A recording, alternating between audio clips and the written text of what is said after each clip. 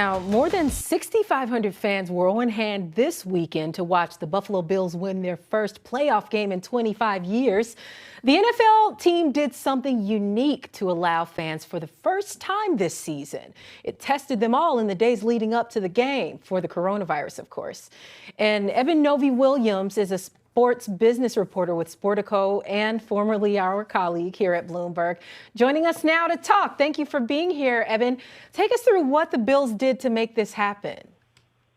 Yeah, the Bills, for the first time this year for their playoff game, they were allowed to have fans in the stands. And what they did was they added a $63 charge to all of the tickets that they sold, and that $63 charge was a testing charge. And on Wednesday and Thursday before the game on Saturday, they tested every fan who was going to be in attendance, and you weren't allowed into the game with your ticket unless your test came out negative. About 2% tested positive. The vast majority of them tested negative and were allowed to go to the game. Okay, that sounds pretty simple. And so it sounds like there was maybe a 2 or a 3 day lag in between when one is tested and when they went into a game. Is there heightened concern that eventually people may turn up with some form of the coronavirus? Yeah, so I think this is a big question, and sports leagues and offices, there's places around the country that are having this exact conversation. It's very difficult to test right before something, without knowing, what happened in the 2 days prior because of the incubation period. I think everybody in the sports world, everyone in the entertainment world is essentially trying to do the best reasonable possible approach that they can. And I think the Bills, they obviously work with local health officials. This was a plan that was not something that just they came up with. It was something that they did kind of in conjunction with local officials and with local politicians. And so to answer your question, I don't think there's a perfect way to ensure that nobody who walks through your door has coronavirus or is potentially contagious.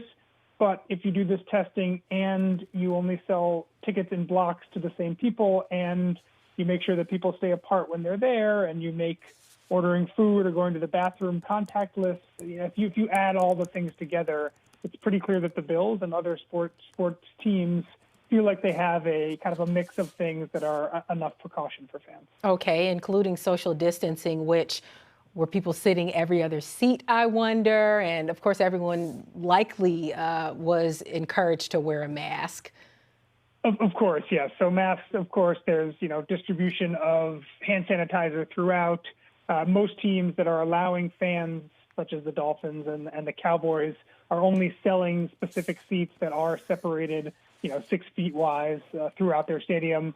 Again, not exactly the kind of thing that you can enforce fully during the game. We've seen, if you've watched a college football broadcast over the past couple months, you see fans who in their excitement end up sitting with high-fiving people that are not technically in their little pod.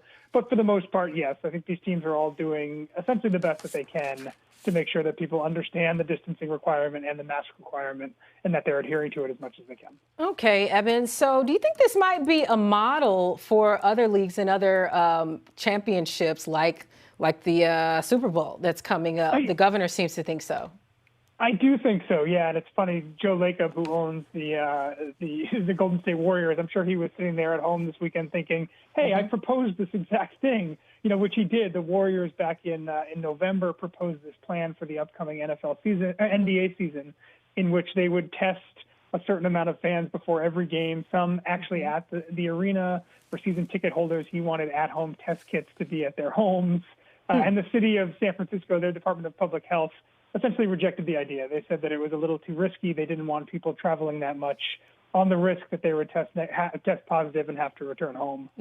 But yes, I think there are, I would say, pretty much every sports team owner and sports executive is looking at what the Bills are doing and saying, hey, maybe this is something that we can do in the future, because as you know, ticket sales are such a critical piece of the sports business economy. Okay. So many teams, all of them are going without it right now. Evan Novi-Williams, thank you for joining us.